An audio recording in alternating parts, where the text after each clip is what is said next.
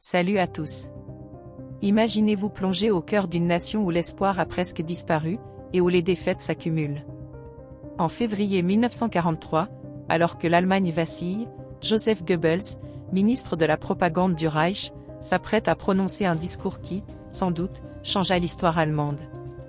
Sur la scène du Palais des Sports à Berlin, devant 3000 spectateurs, il lance son fameux appel à la « guerre totale ».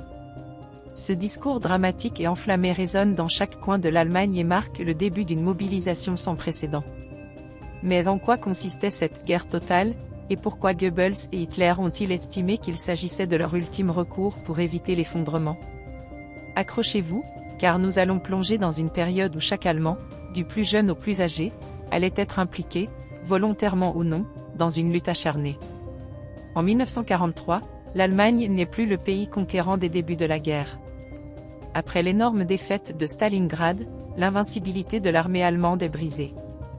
Des centaines de milliers de soldats sont tués, blessés ou faits prisonniers. Cette défaite marque un tournant psychologique pour les Allemands qui, jusque-là, croyaient encore en la victoire.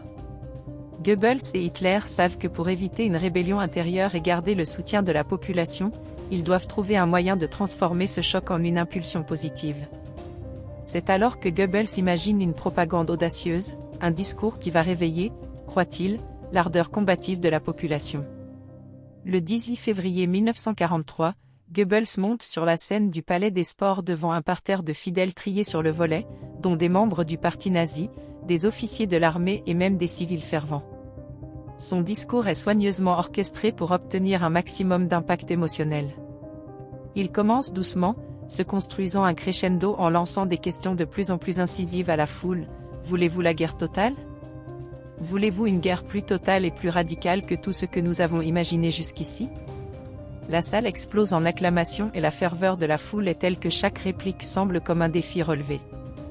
La guerre n'est plus seulement celle des soldats au front, mais elle devient celle de chaque civil, chaque travailleur et même chaque enfant. Le ministre de la propagande utilise la peur d'une invasion russe imminente, décrivant les soviétiques comme des barbares prêts à envahir l'Allemagne. En jouant sur les émotions, il s'assure que même les plus sceptiques se rallient à la cause de la guerre totale. À partir de ce discours, des mesures extrêmes sont appliquées dans tout le pays. L'économie est complètement transformée en un système où tout est mis au service de la guerre. Les industries civiles passent sous le contrôle de l'armée et se tournent vers la production d'armes, d'avions et de munitions. Les heures de travail augmentent, et les conditions deviennent de plus en plus dures. Les loisirs sont supprimés, les théâtres, les cinémas et même les cafés ferment leurs portes, tout cela pour canaliser chaque énergie et chaque ressource vers l'effort de guerre. Les jeunes sont particulièrement touchés par cette politique. La jeunesse hitlérienne devient un vivier de jeunes combattants. Les garçons de 14 à 17 ans sont entraînés pour devenir soldats, et les plus jeunes servent comme messagers ou même sentinelles, alors que les filles sont souvent envoyées dans des unités auxiliaires. Goebbels va jusqu'à promouvoir l'idée que même les femmes doivent se sacrifier pour le Reich. Beaucoup sont forcés de travailler dans des usines d'armement, tandis que d'autres rejoignent les rangs des infirmières pour aider au front. Pour s'assurer de l'efficacité de cette guerre totale, le régime nazi devient de plus en plus répressif. Toute critique est sévèrement punie. Les Allemands qui osent se plaindre des conditions de vie, du rationnement ou des horaires de travail sont dénoncés à la Gestapo. La peur règne, le simple fait de ne pas montrer suffisamment d'enthousiasme pour le Reich peut valoir un signalement. Goebbels multiplie les films, les affiches et les émissions radio pour glorifier le sacrifice des citoyens et leur rappeler que leur survie dépend de cette guerre totale. Malgré tous les sacrifices, les efforts demandés aux civils et l'intensité de la propagande, la guerre totale ne permet pas d'inverser le cours du conflit. Les bombardements alliés sur les villes allemandes s'intensifient, détruisant peu à peu le moral et les ressources de la population. Berlin, Hambourg, Dresde et bien d'autres villes sont anéanties. Les promesses de Goebbels deviennent une réalité brutale, les familles voient leurs proches mourir, leurs maisons détruites, leurs espoirs de victoire réduits à néant. À partir de 1944, la désillusion gagne peu à peu les esprits, même parmi les partisans du régime. En avril 1945, avec l'avancée soviétique et les troupes alliées approchant Berlin, la fin de l'Allemagne nazie semble inévitable.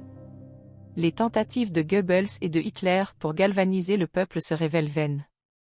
Le peuple allemand, fatigué et terrifié, n'a plus la force ni la volonté de se battre pour une guerre qu'il s'est perdue.